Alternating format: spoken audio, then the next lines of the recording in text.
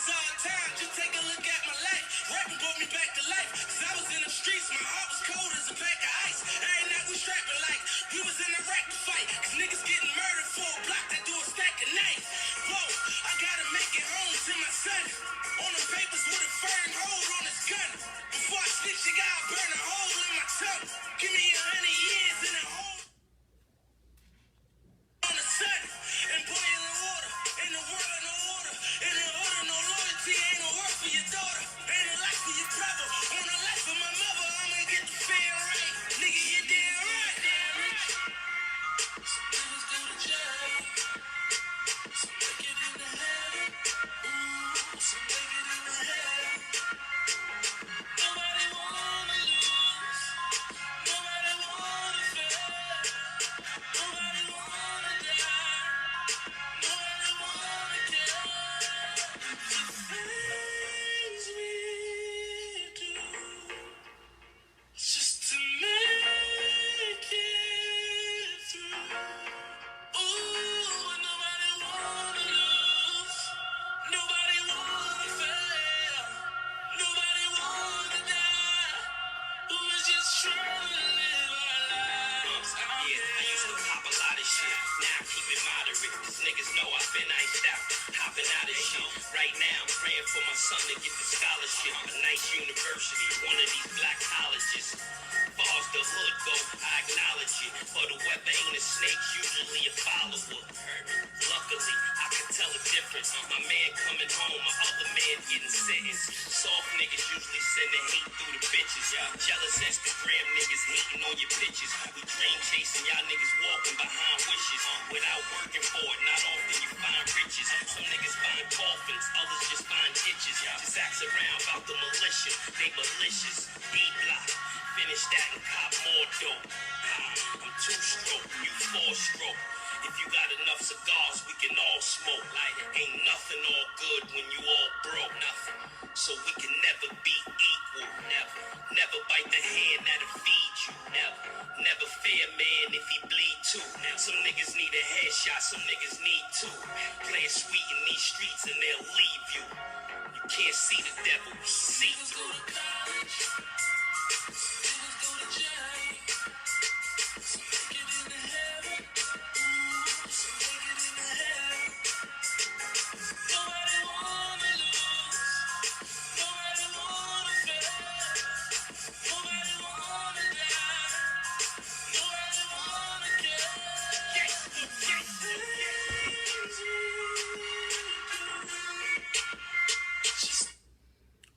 Peace and love, African family. This is the Prince of Pan-Africanism, Dr.Umar Johnson, Intellectualifatunde, leader of the Real Manga Revolution, creator of the Unapologetically African, Unapologetically Black, Positively Black movement. I am live and direct from Suffolk, Virginia, here in the Hampton Roads in the 7-city section of the Commonwealth of Virginia. I am here for the first time in almost 3 years, 2.5 years to be exact. Last time I spoke in the 7 cities was on Frederick Douglass's Earth Day, February the 14th, 2016. I'm speaking this afternoon, 4 p.m. I repeat, Dr. Umar Johnson is speaking in Suffolk, Virginia today, July the 15th at 4 p.m. I will be speaking at Temple Bethel, the African Hebrew congregation. Temple Bethel, 3927 Bridge Road. 3927 Bridge Road. First lecture in the 7 cities in 2.5 years. All children 17 and under free. All elders 65 and older free. College students $10 with ID. Everyone else $25 online, $30 at the door. You can get your tickets at drumarjohnson.eventb.com. drumarjohnson.eventb.com. If you have trouble with the link, you can text me for the link, 215-989-9858, 215-989-9858. There will be a few vendors in the building. I will be in the building. Come get your RBG flag. Come get your FDMG Dr. Umar poster. Come get your Unapologetically African tee. And of course, come get a copy of the most important book for Black parents right now, Psychoacademic Holocaust, the Special Education and ADHD Wars Against Black Boys. Suffolk, Virginia, today, 4 o'clock, Temple Beth El, 3927 Bridge Road. Doors open up at 3. What I want to do in this hour is I want to give a brief mini movie review of The First Purge. I can't do a long one. I'll do a longer one later. I can only go for an hour because I have to speak today and interact with my brothers and sisters down here in Nat Turner territory. We're only about 45 minutes from where the infamous Nat Turner Rebellion, Revolution, War took place on my birthday, August the 21st of 1831. So rest in peace to Nat Turner. Rest in peace to Mindy Gale, who was a Black female revolutionary with Prophet Nat Turner. Rest in peace to the entire African Liberation Nat Turner Army of 1831. Okay? With that being said, I'm looking forward to seeing my brothers and sisters, elders, and youth from Chesapeake, Hampton, Suffolk, Portsmouth, Norfolk, Newport News, and Suffolk. I want to see all my brothers and sisters out today. Today I'm going to talk about, at my lecture, I'm not going to talk about it now. I'm going to talk about a visit I had this week to a school, a residential school, that is almost identical to the original St. Paul's College School that I wanted to purchase here in Virginia. So it is amazing that the same week that I come back to where the FDMG school search movement began, right here in the 7 cities, it is so ironic and fortuitous and coincidental that the very same place where this whole mission to build a school started, in the 7 cities of Virginia, with St. Paul's College not so far away, for me to only end up at a school just a few days ago for sale, almost identical to St. Paul's College. And here I am, 4 years later, 4 long years of raising money, 4 long years of looking for schools, 4 long years of dealing with detractors and despisers and envious persons and haters, some of whom were right here from the 7 cities, who came to many of those meeting of the minds that we had in Suffolk, who have since joined the haters bandwagon. But be that as it may, brothers and sisters, the good news is we are 1 bid away from our first FDMG Academy. We are 1 bid away from heaven on earth. So keep me in your prayers as I submit the paperwork for the bid. I'm hoping while we are in Africa, Egypt, and Kemet in Abyssinia, all right, Kemet in Ethiopia, I'm hoping the good news will come to me that your bid has been the winning bid and the school is yours. I'm hoping to get that message while I'm at the Great Sphinx of Giza. I hope I get that message while I'm at the temples of Abu Simbel. I hope I get that message while we are on our 4-night tour down the Nile River. I hope I get that message while we are in the museum and the shrine of Emperor Menelik II, who defeated the Italians in the Battle of Ottawa. I hope I get that message while we are in the stone rock ancient Christian churches in the hills and mountains of Lalibela. I'm hoping that message comes while we are in Kemet. With that being said, let's talk about this Purge movie. Couple of points that I wanted to bring out. Couple of points. The First Purge, you need to see it. The first thing I want to say is the writers and directors of these movies owe me some money. Shout out to my good brother Ryan Coogler. You owe me some money, because some of Killmonger's lines came right out of Dr. Umar's lectures.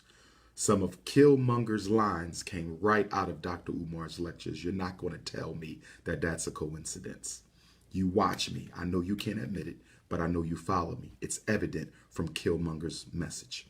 Number 2, the writers and directors of The First Purge owe me some money, because they clearly took the basis of this movie from my working theory on what's going on in Chicago. Those of you who follow my work, shout out to Chicago. I will see you at the Chicago International Arts Festival, September the 3rd, that Monday. I think that's Labor Day Monday. I will be there in the park, book pavilion. I'm hoping to have copies of the new book. Don't hold me to it, but the new book, I'm hoping to have it ready by September 3rd. Black Parent Advocate, The Art of Warfare, dealing with America's racist public and charter schools. But for those of you who have heard me discuss Chicago, and not only Chicago, but all the cities where black on black crime seems to be a major issue, I have repeatedly stated over and over again, that the murders in Chicago are not black on black crime. They are simply being presented as black on black crime. But I said that there is a mercenary army operating disguised as gangsters and civilians who are killing defenseless Africans in Chicago in the effort of population removal. You have heard me say this time and time again, that the Chicago government, the Illinois government, and the United States Department of Homeland Security, the CIA, FBI, and the military are bringing in mercenaries into Chicago, hired assassins to reduce the population of black people in Chicago. That is exactly the premise of the First Purge movie. That is exactly the premise of the First Purge movie. So for the writers of the First Purge and the writers of Black Panther, you can send your donation check to the Frederick Douglass and Marcus Garvey Academy. I repeat, the writers of the Black Panther movie and the writers of the First Purge, you owe me, okay? You owe me for using my intellectual property. You can send your donation to FDMG Academy, P.O. Box 6872, Philadelphia, PA 19132. And all of you need to make a donation as well. Payable to FDMG Academy, P.O. Box 6872, Philadelphia, Pennsylvania 19132. Now, first thing, I need y'all to understand this. If you've studied psychology, you know this. America has a long history of conducting very large psychological experiments related to violence and obedience to violence. Let me say it again. If you've ever studied history, you know that America, psychology in particular, the field of psychology in particular, has a very long history of studying violence so that it can be used for military, social, political, and economic purposes. I want to go over 3 of the major psychological studies that America has conducted in the past, okay, to be used to study and use violence as a weapon against groups of people. This is important because I need you to understand that the Purge movies are not imagination. The Purge movie is nothing but a replication, a sensationalized version of psychological studies that were done in America almost 50 years ago. This is not new. In fact, when you look at the way the Purge movie was conducted, it was conducted just like an experiment. And when you heard the language in the movie, they even called it an experiment. It was no coincidence it was in a black neighborhood. It was no coincidence it was in New York, the largest black metropolis in America. This is all by design. It's no coincidence they paid people $5,000 to stay at home and participate in the purge. In fact, the first study that I want to go over is specifically relates to the purge. The first study was the Stanley Milgram study conducted in 1961. And you know what was going on in America in 1961, black social chaos. what was going on in America in 1961? Jim Crow, civil rights. In 1961, during the civil rights struggle, Stanley Milgram at Yale University conducted an obedience to authority study on the use of violence. I want you all to know that the first purge, in all of the Purge movies, but the first Purge speaks directly to Black people. This last Purge movie speaks directly to us. This Stanley Milgram 1961 Yale University study on the obedience to authority as it relates to the dissemination of violence. I'm going to give it to you again. The study was called The Obedience to Authority by way of use of violence.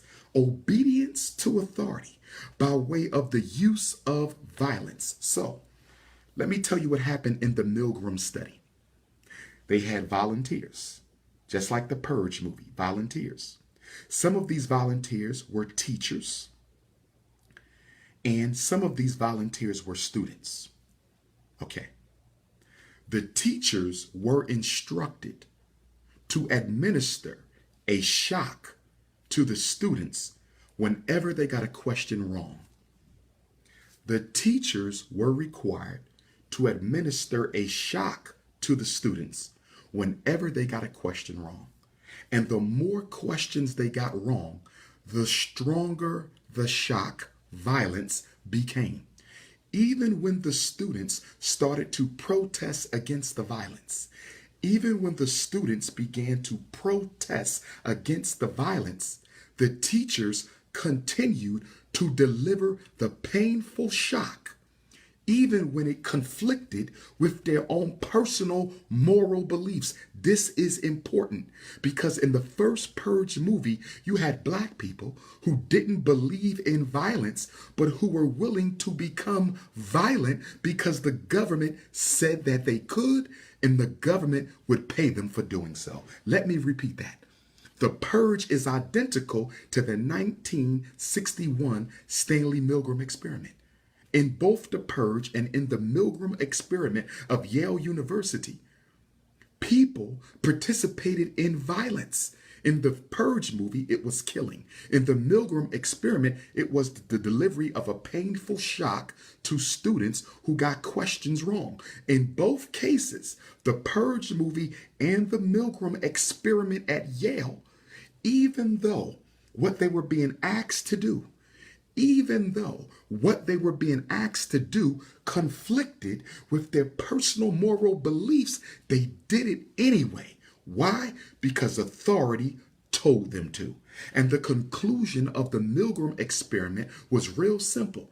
It was concluded by the psychologists who participated that even when people disagree with what they're being asked to do, even when people disagree with what they're being asked to do, they will still do it because they are more loyal to authority that they fear. This also explains slavery. They are more loyal to the authority that they fear than they are to their own sense of moral right and wrong. I would even argue that the Purge movie was created with the Milgram experiment as a foundation. The Purge movie is an extension of the 1961 Stanley Milgram psychological study. And guess what? The teachers were not really shocking the students, but they thought they were. The students were asked to act like it was hurting, and they made it look like they were hurting even more as the experiment went on. But the teachers did not stop, even though they could clearly see people were being hurt because authority told them to keep going. So this study shows that when the government gives people permission to kill or hurt others, they will do it. The Purge is real. The Milgram studies show when the government gives people permission to hurt and kill other people, they will do it. And they will not feel guilty because they are giving up their own sense of moral right and wrong to make sure they are in obedience to authority, even when that authority is not operating from a moral premise. The purge is real, brothers and sisters. The purge is real, brothers and sisters. Now, let's look at this. They interviewed everyone who participated in the study. Certain people they did not use. Remember the brother who was the drug dealer? The brother who was the drug dealer. What was his name? What was his name? The brother who was the leader, who ultimately saved the day. They didn't recruit him for the experiment. You know why? He was too conscious. And because he was too conscious, even as a drug dealer, he would have been useless to the struggle. And the irony in the movie is that the protagonist, the drug dealing brother who ultimately became the protagonist, although in the beginning of the movie, he started as an antagonist, he became the protagonist, the hero, the savior, the hero, okay? He became the savior. He would not compromise his sense of right and wrong just to make drug profits. He would not compromise his sense of right and wrong just to make drug profits. So him and his gang, his family, because I don't like to use the word gang, I say family, okay? They became the Nat Turner Liberation Army in the First Purge. He became the Nat Turner Liberation Army in the First Purge. And the reason he was never interviewed, and this is important, they never choose black folks for social experiments who love their people. They never choose black folks for social experiments who are too conscious or knowledgeable. They never use black folks for social experiments who are awakened to the reality of racism and white supremacy. Him and the members of his drug cartel were useless. Why? Even though they were selling drugs, they were not afraid of white folks, nor was their thinking in alignment with the dominant narrative of white America. Everybody they chose for the experiment was an unconscious Negro. Many of them were innocent. Many of them were innocent. But they were unconscious Negroes. They didn't know nothing about nothing. So they always find you neutral, multicultural Negroes to draft into these social experiments.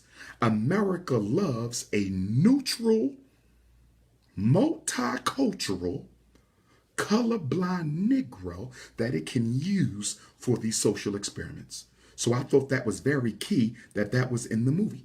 The whole movie was a psychological experiment. Oh, yes.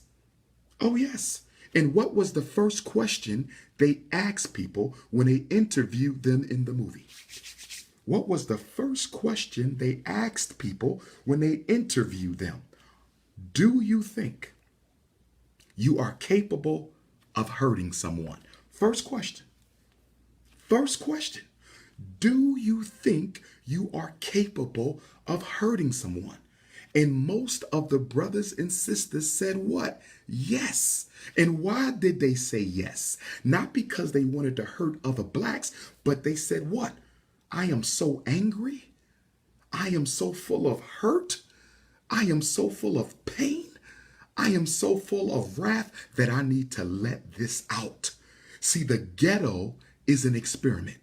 The ghetto is a Skinner box. The Black American ghetto is nothing more than a white man's project.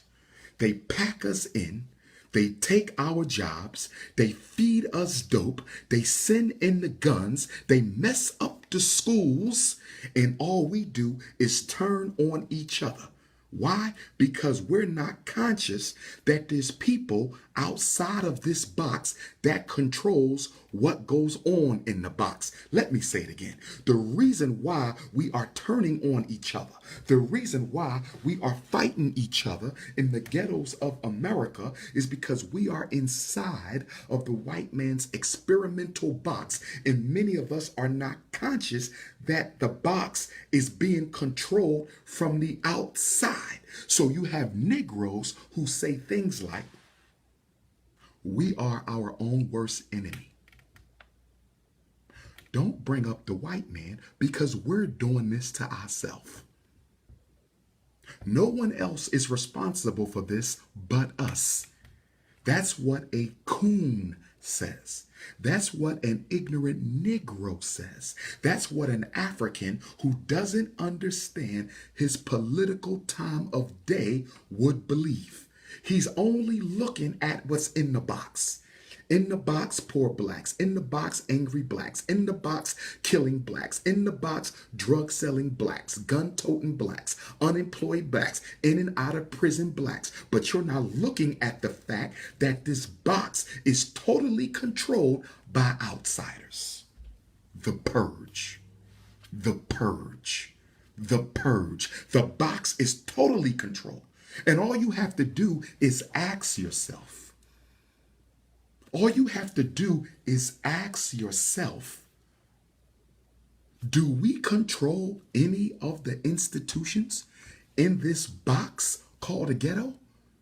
Who owns the stores? You don't. Who runs the schools? You don't. Who sends the police in? You don't. Who brings in the dope? You don't. Who locks people up? You don't. Who brings in the guns? You don't. You buy them, you use them, you shoot them, but you don't own, you don't produce, you don't distribute. The whole black community is nothing but a psychological experiment. They are puppeteering us from downtown. They are puppeteering us from your state legislature. They are puppeteering us from the United States government, brothers and sisters. Now, the young sister in the movie at one point said what? When she was on top of the car? She said the purge is nothing but the monetization and the incentivization. She said the purge was the monetization and the incentivization of murder, black on black crime, monetization. They're going to pay you $5,000 to participate in the purge. So they monetize Black Death. They monetize Black Death. And then they incentivize it. Not only do you get paid, there's other types of pranks and gifts and accolades and privileges that you may get if you participate in this. That's exactly what goes on in Black America every day. They monetize and incentivize cooning. Why do we have so many coons in the black community? We got poor coons, rich coons, unemployed coons, middle-class coons, religious coons. We got hotep coons, conscious coons. You know why we have so many coons? Because those that control the box pay you to coon, and they incentivize your cooning. Look at all the black people you see on the news, CNN and C-SPAN. Look at all the athletes you see, the Shaquille O'Neals and Charles Barkleys of the world. You know why they're on TV? Because the power structure knows they would never say or do anything to go against the narrative that this nation wants to share to the world. They monetize the coons and then they incentivize the coons. You can become a millionaire if you're willing to be a coon. Cash for cooning is what America is about. Since the days of slavery, the house Negro was monetized and incentivized to snitch on the field Africans. The house Negroes were monetized and incentivized to snitch on the field Negroes.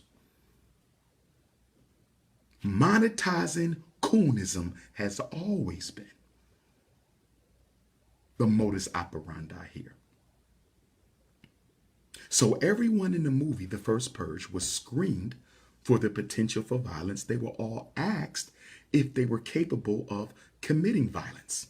Now, the experiment took place on Staten Island. Why did they use Staten Island? Why Staten Island? I would argue that one of the reasons Staten Island was chosen as a site for this experiment is because Staten Island, unlike many of the other boroughs, doesn't have as many ways in and ways out. Okay? Staten Island doesn't have as many ways in and ways out as Brooklyn, Harlem, the Bronx. So they wanted a place where they could control not only the violence, but people's reaction to it. They needed to control not only the violence, but people's reaction to it. And because this was an extermination project, disguised as an experiment, because this was an extermination project, disguised as an experiment, they needed to reduce the amount of people who would try to opt out of the experiment and run away.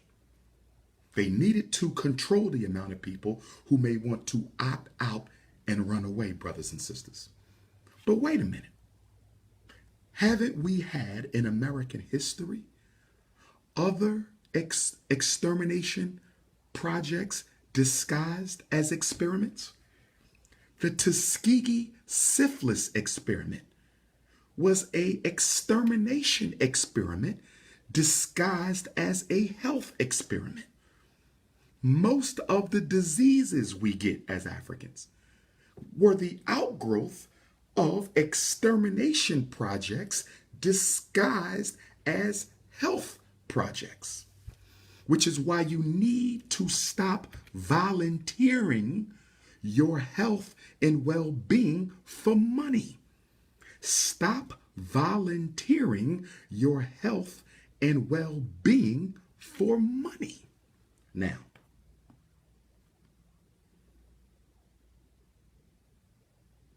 also, there was a scene in the movie where there was a bodyguard. When a young conscious sister came into the gym, when she found out her brother was selling drugs, she wanted to approach the drug dealer who became the protagonist.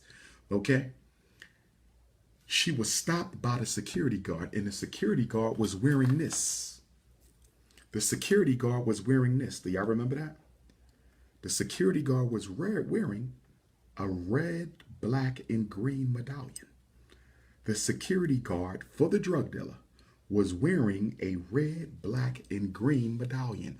Why did the security guard for the drug dealer, why was he wearing a red, black, and green medallion? I will tell you why.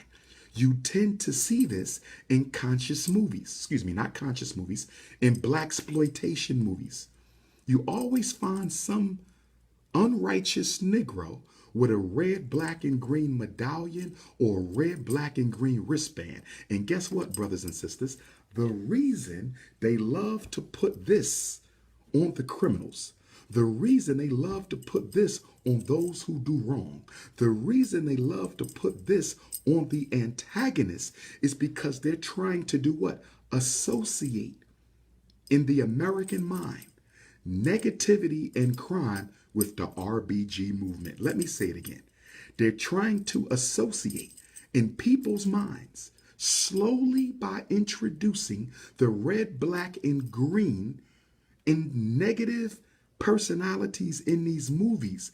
They're doing that so they can associate our symbols of liberation with crime and degradation. They want to associate our symbols of liberation with crime and degradation. So once we begin to organize and fight, people will look at us like we are terrorists Why? Because in the movies, like the First Purge, people who don't know the history of this flag, people who don't know that this is the RBG Marcus Garvey Pan-African flag that was given to us by our Pan-Africanist elders in 1920 to represent Africans, they will misinterpret that and say this is about violence and hatred. We don't believe in racism. We don't practice racism. We don't practice bigotry. We don't practice hatred. But they want to associate our symbols with that type of behavior. So when the revolution comes, we can be exterminated in the media. We can be exterminated in the media, misrepresented in the media to make it easier to justify the killing of Black liberation fighters. What did Malcolm X, El Hajj Malik al-Shabazz have to say? Hold on.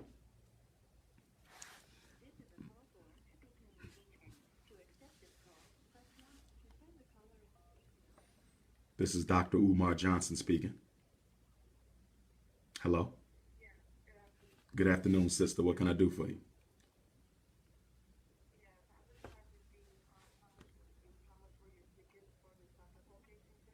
Yes, ma'am. There are 25 online, 30 at the door.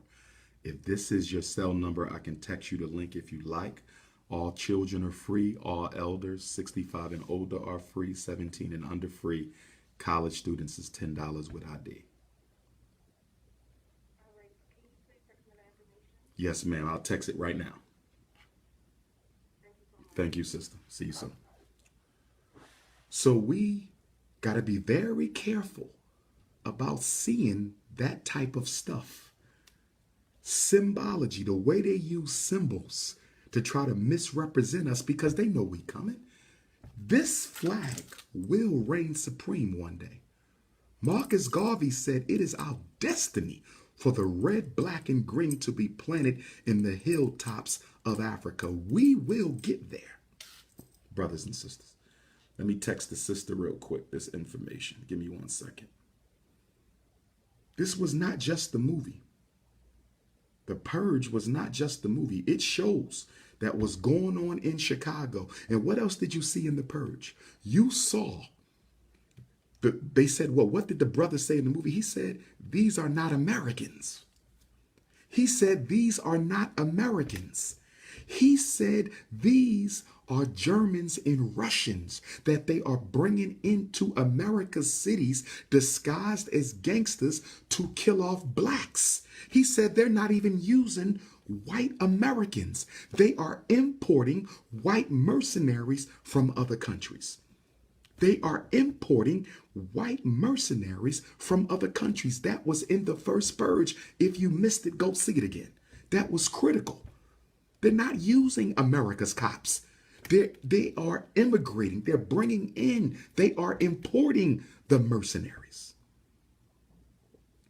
Very powerful. You got to see that movie again. It was very powerful. And then there was also a scene in the movie, if you remember. There was a scene in the movie. Let me get rid of this. Somebody hate being black. Let them get them off my feed. Let me say this. If you are not an African, I respect whatever you choose to call yourself. But I'm going to ask you to respect those of us who have pride and honor and faith and confidence and respect in who we are.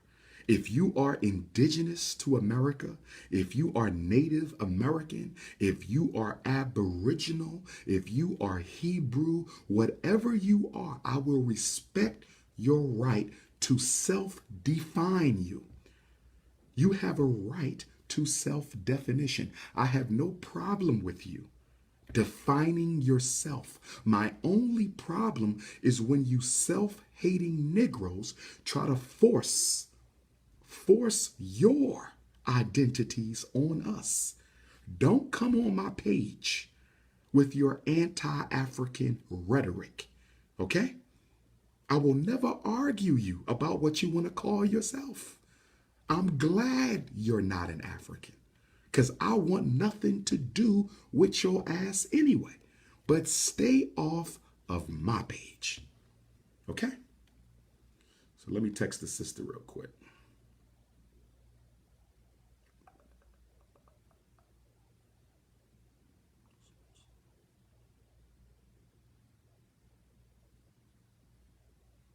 Okay.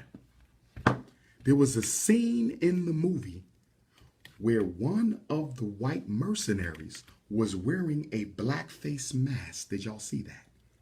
Did y'all see that? There was a scene in the movie where one of the mercenaries was wearing a black-faced mask. That's significant. A black-faced mask. That is significant. You know what that meant? That meant that this killing going on in Chicago, in many of America's black cities, is not being done by black men. But there are masks that they can wear that make them appear as us, especially with a hat, especially with a hoodie, especially with a cape. Yes, you have people in blackface, in masks that look like us. They have these masks that are so real, that it looks like an African. And through the use of these deceptive devices like the skin masks, they are killing other black folks. This is happening today in America. Today in America. So let's go back.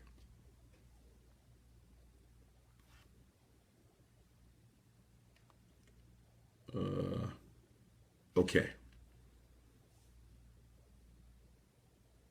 They also talked about in the movie a flower that makes people violent. Did y'all catch that? We're talking about the First Purge movie. This is Dr.Umar Johnson, the Prince of Pan-Africanism. I am here in Suffolk, Virginia. I will be speaking today, 4 p.m., Temple Bethel. Come on out. Okay, you still have 4 hours to get here. Okay, I will take the stage around 4:30. Okay, doors open up at 3. All children free, all elders free. College students $10 with ID. Today in Suffolk, Virginia. drumarjohnson.eventbrite.com. You can also get your tickets online. I had a couple messages from brothers and sisters asking about the first annual course of African philosophy. Yes, we still have some seats. If you want to be in the first annual course of Pan-African philosophy, one Saturday a month for 12 months. One Saturday every month for 12 months. Send me an autobiographical letter of interest, an autobiographical letter of interest to drumarjohnson@yahoo.com. If you want to be in the course of Pan-African philosophy, it is not online. It is only face-to-face. The first class will be in Philadelphia Saturday, September the 8th. The first class will be in Philadelphia Saturday, September the 8th. Okay? Send an email, drumarjohnson@yahoo.com, to be in that class. Okay?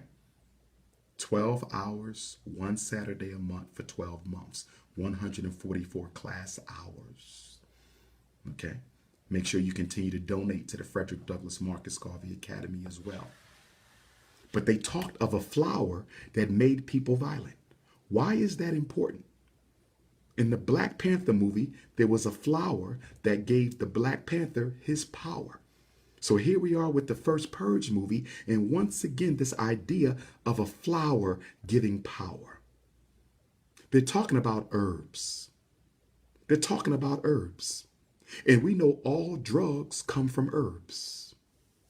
We know this. Opium comes from the poppy seed. And we also know that the CIA has been engaging in mind control psychological experiments since the 1940s in an attempt to alter the conscience of people so they can commit senseless acts of violence.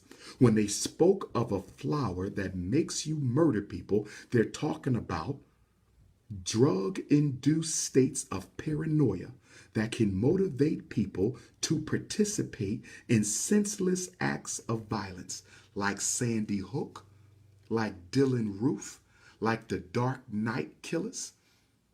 Okay?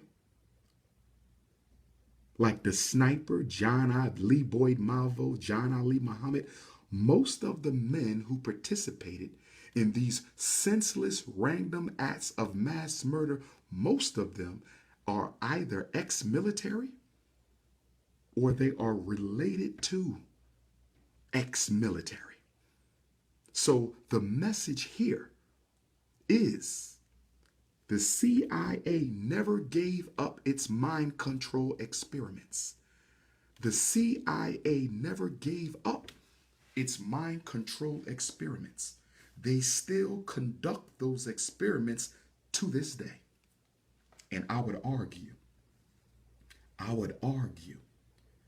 that a lot of these killings, most are mercenaries, we know that.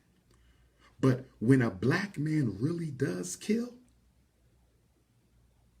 we have to look into their history, because some of them were ex-military who had their mind played with. The CIA is creating an army of Manchurian candidates. Listen to me. Listen to me well. Right now, the CIA is creating an army of black Manchurian candidates. This is why I don't like sending our children into the military.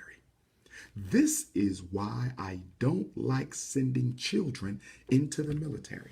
The CIA is conducting psychological experiments using drugs and herbs and other energies to create an army of senseless black killers. And you saw one in the First Purge movie. You saw one of these senseless black killers that the CIA created in the First Purge movie. His name was Skeletor. His name was Skeletor. His name was Skeletor. Skeletor was the symbol of the CIA's black Manchurian candidate army that is currently being created in America. God forbid, and I hope we never see this. God forbid, and I hope we never see this. But they are planning to release into our community CIA mind control research victims. CIA mind control research victims. They're going to release them into our community. And these senseless black men and women, victims of mental terrorism, victims of psychological terrorism, will begin to conduct mass extermination shootings. What Dylan Roof did, they want to engineer blacks to do on a mass scale. Listen to me. Listen to me. The terrorist today is white. Tomorrow they want them to look like you. Today the terrorist is white. Tomorrow they want them to look like you. And guess what? Do you know how beneficial that would be to the police genocide campaign? Do you know how beneficial it would be to the police genocide campaign to have black men as the face of domestic terrorism? Now when the police kill off black men, who's going to protest? Once you make the black man the image of domestic terrorism, we're already the image of crime. We're already the image of athletes. We're already the image of inmates and prisoners. We're already the image of deadbeat dads. We're already the image of everything, but they have not made us yet the image of domestic terrorism. They haven't done that yet. They haven't done that yet. See, this black identity extremism thing, this new COINTELPRO called Black Identity Extremism, this new COINTELPRO called Black Identity Extremism has another loop to it, brothers and sisters. It has another loop. If they can make black men and women terrorists through the CIA's MK Ultra and then link that to black identity extremism, that would mean anyone promoting liberation. Anyone promoting liberation will be viewed as a killer and a terrorist. And that is not who we are. That's why gangster rappers have to stop allowing themselves to be used to pervade this image of black men as being ultra violent. Our actors have to stop allowing themselves to be used to pervade the image of black men and women as violent perpetrators of crime. We cannot allow our image to be degraded to that point, because it becomes dangerous. That becomes a risk of life threat for all African people. We are the only people in the world who participate in the extermination of our own public image. We're the only people in the whole world who participates in the public extermination of our own image.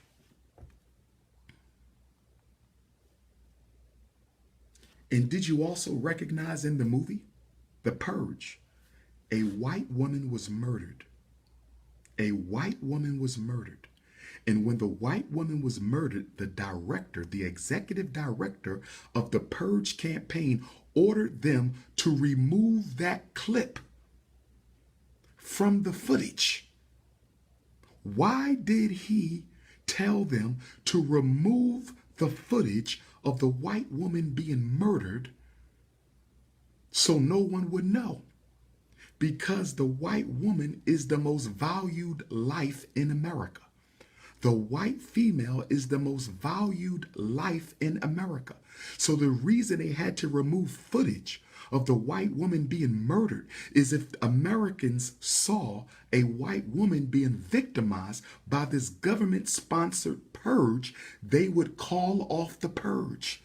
Not to save black people. Who cares about black people? They wouldn't call off the purge to save black people. They would call off the purge to save white women. The message is, when white females are affected by government-sponsored terrorism, they never put it on the news. They don't want the world to see when white women are victims of America's own homegrown violent projects. You see? Anything meant to exterminate blacks, if a white person's life is taken, they are considered collateral damage and it is removed from the footage. Because if white people find out that their own people are being victimized by America's project to exterminate Africans, they will call it off.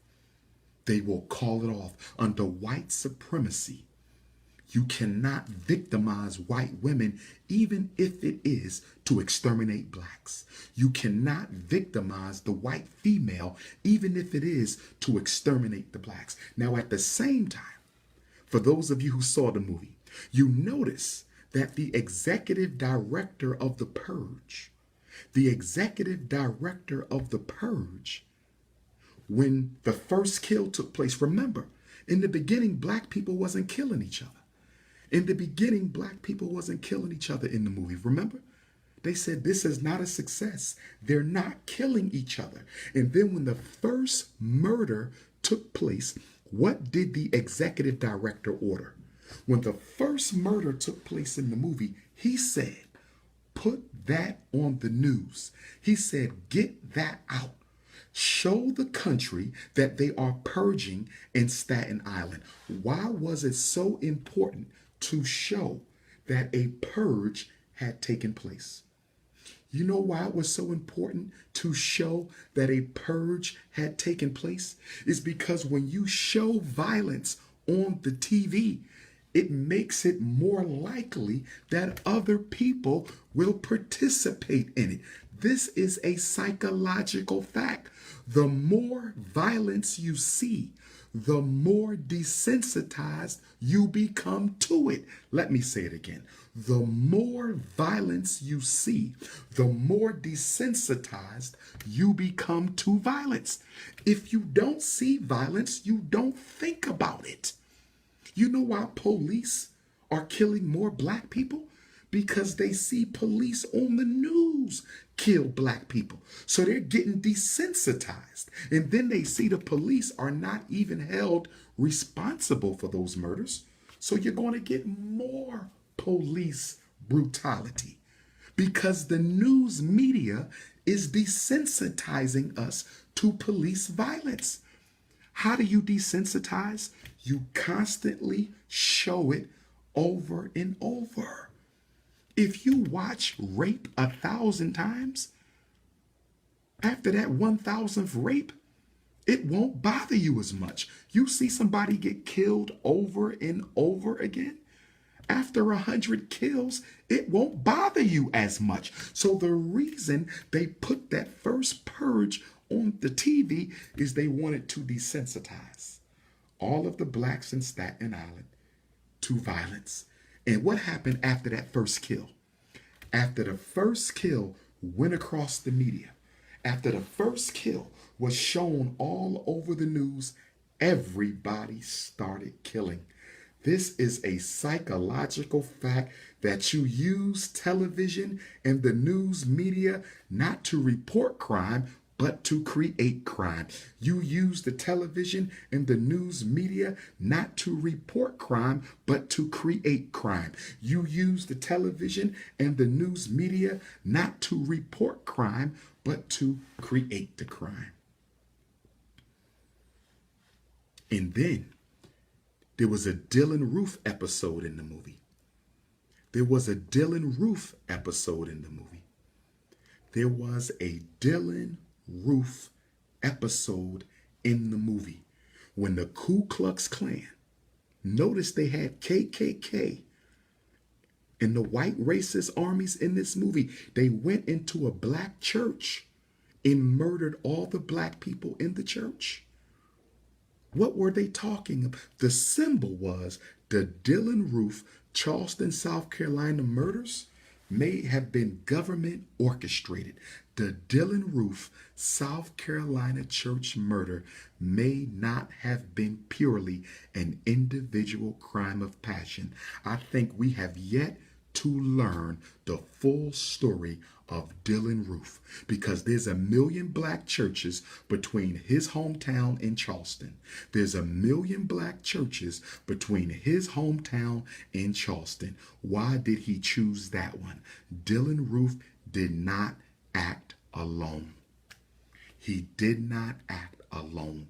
And that's why they put the Dylan Roof scene in the First Purge movie, so you could see that the writers of this film have been listening to me, and they concur that that was a government orchestration. He did not act alone. The DC sniper did not act alone. Timothy McVeigh did not act alone. The Dark Knight killings did not act alone. Sandy Hook did not act alone.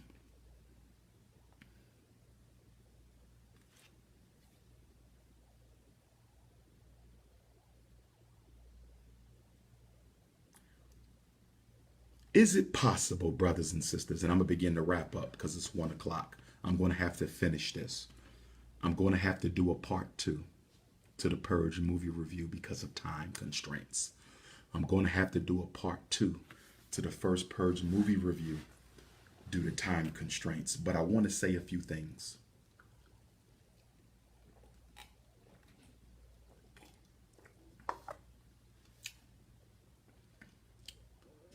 Skeletor, the CIA's mind control project in the First Purge movie. Did you notice at the very end of the movie, he came back to his own consciousness and he tried to help the protagonist fight against the Nazis? Did you remember that?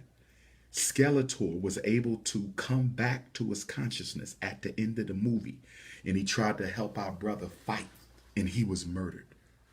Okay, so that represents African people losing consciousness, but yet still having the quality of the redemptive spirit within us, because we are gods and goddesses. We are gods and goddesses. So no matter how much decay and filth and conditioning and mental programming that they reap upon us, we still have a God-given ability to resuscitate our soul. And Skeletor was resuscitating his soul, and he tried to come back and help his people. He tried to come back and help his people. But here's interesting. This relationship between Donald Trump and Putin, this relationship between President Trump and Putin, I'm wondering, brothers and sisters, I'm wondering, is it possible that Donald Trump has an agreement with Putin to bring mercenaries into America's inner cities, disguised as black men and women and gangsters, and use mercenaries from Russia to kill off Africans and then send those mercenaries back home to Russia? Is it possible? Is it possible that this new relationship between Russia and America, two racist European countries, is it possible that they are in a conversation where they collaborate on certain projects? And is it possible that Russia is supplying America's inner cities with undercover mercenary armies to exterminate black people? I'm just asking a question. I haven't seen any evidence. I'm just asking a question, because we do know that after the German European Jewish Holocaust, the American government embarked upon certain undercover secret experiments like Operation Paperclip, where they brought some of the top Nazi scientists to America to work for the American government. So is it possible that you're using racists in Europe and you're bringing them here to participate in your extermination campaign against African people? Is it possible? We can't rule out any possibilities. We cannot rule out any possibilities.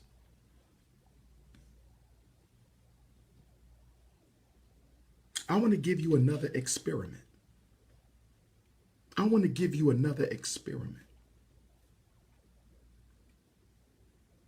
1967, University of Pennsylvania. Martin Seligman, Learned Helplessness Study. 1967, University of Pennsylvania, Martin Seligman conducted a learned helplessness study. This is important because I need y'all to know that they are controlling black people with scientific principles. They are using behavioral psychology to control us.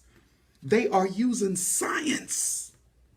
In 1967, UPenn, Martin Seligman demonstrated that you can teach people not to resist your power. You can teach people to accept punishment, degradation, racism, oppression, systematic injustice, and bias. How did they teach black people to submit to this? And is it a coincidence that Martin Seligman's University of Pennsylvania Learned Helplessness Study took place 1 year before they killed Dr. King and remade Black America? Is it a coincidence that the 1967 University of Pennsylvania Learned Helplessness experiment took place 1 year before they assassinated Dr. King and remade Black America? They remade us in 1970. The African American of 1970 is totally different from the African American of 1960, 1950, 1940, and I dare not say 1920. The Garvey African American was totally different. The Garvey African American was the most progressive one that we've had. They remade us, and they did it with these research experiments.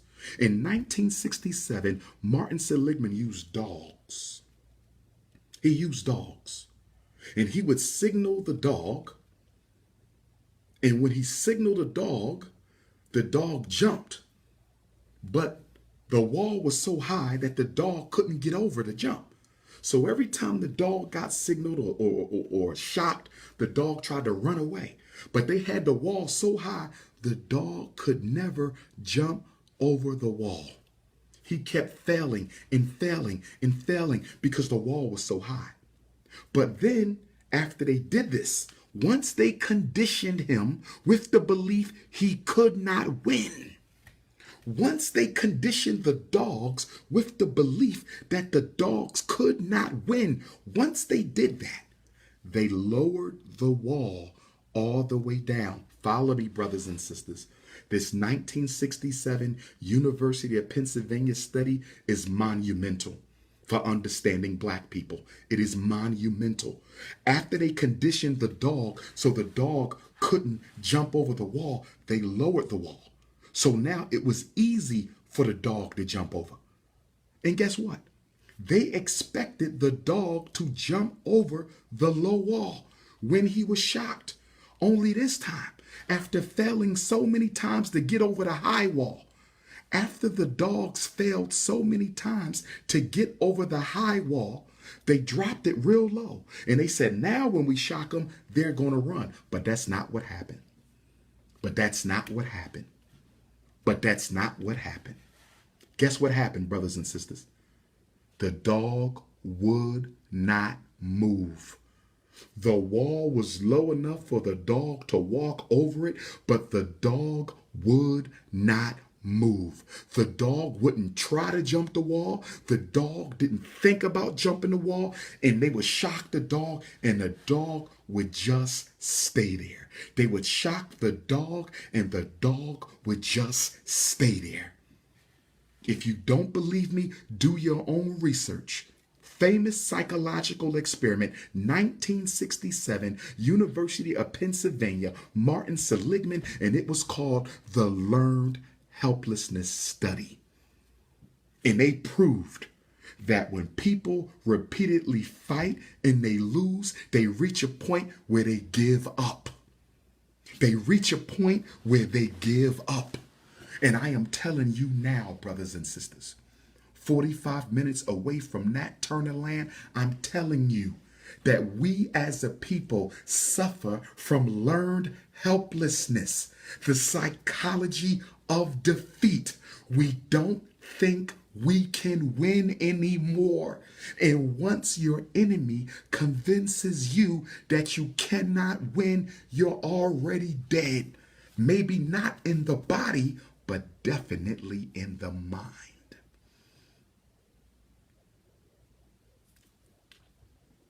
I study psychology to understand its military implications. I study psychology to understand its political implications. I study psychology to understand its revolutionary implications. Brothers and sisters, there's other studies, but for the sake of time, I want to let y'all know I will be in Elizabeth City, North Carolina, August the 31st. Get your tickets. The Prince of Pan-Africanism will be in Elizabeth City, North Carolina for the first time ever, Friday, August 31st. He will be in Raleigh, North Carolina, Sunday, September the 2nd. Raleigh, North Carolina, Sunday, September the 2nd. Shreveport, Louisiana for the first time, Friday, September the 14th. Shreveport, Louisiana for the first time, Friday, September 14th. Dallas, Texas, Sunday, September 16th. Dallas, Texas. Sunday, September 16th. Dallas, Texas. Sunday, September 16th. Brothers and sisters, this is Dr. Umar Johnson. Come on out today, Suffolk, Virginia, Temple Beth L, 3927 Bridge Road. Doors at 3, lecture at 4, children and elders free, college students $10 with ID. This is the Prince of Pan-Africanism, Black Power.